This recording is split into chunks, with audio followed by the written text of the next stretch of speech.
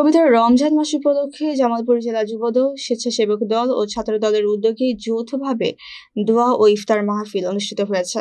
সোমবার বিকেলে শহরের পুরাতন ফুলবাড়িয়া ঈদগাহ মাঠ প্রাঙ্গণে আয়োজিত এই মাহফিলে বিপুল সংখ্যক নেতাকর্মী ও রোজাদার অংশ নেন। যুবদলের আহ্বায়ক শফিকুল ইসলাম খান সজীবের সভাপতিত্বে এবং স্বেচ্ছাসেবক দলের আহ্বায়ক নুরুল মোমেন আকন্দ কাউসারের সঞ্চালনায় অনুষ্ঠানে প্রধান অতিথি ছিলেন বাংলাদেশ জাতীয়তাবাদী দল বিএনপির জামালপুর জেলা শাখার সাধারণ সম্পাদক ও জামালপুর সদর ৫ আসনের নবনির্বাচিত সংসদ সদস্য অ্যাডভোকেট শাহ মোহাম্মদ ওয়ারিস আলী মামুন। প্রধান অতিথি তার বক্তব্যে বলেন, রমজান মাস আত্মশুদ্ধি, সংযম ও সহমর্মিতার শিক্ষা দেয়। তিনি নেতাকর্মীদের গণতান্ত্রিক মূল্যবোধ সমুন্নত রেখে দেশ ও জনগণের কল্যাণে ঐক্যবদ্ধভাবে কাজ করার আহ্বান জানান। শেষে দেশ, জাতি ও মুসলিম উম্মাহের শান্তি ও সমৃদ্ধি কামনা করে বিশেষ দোয়া ও মোনাজাত করা হয়। ছাত্রদল, যুবদল, স্বেচ্ছাসেবক দলের আয়োজক, আমি আমার আন্তরিকভাবে ধন্যবাদ জানাই।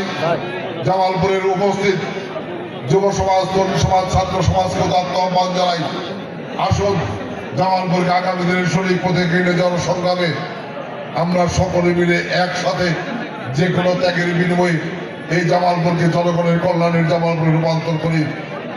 ছাত্র সমাজ, যুব সমাজ, তরুণ সমাজকে শপথ দিতে হবে।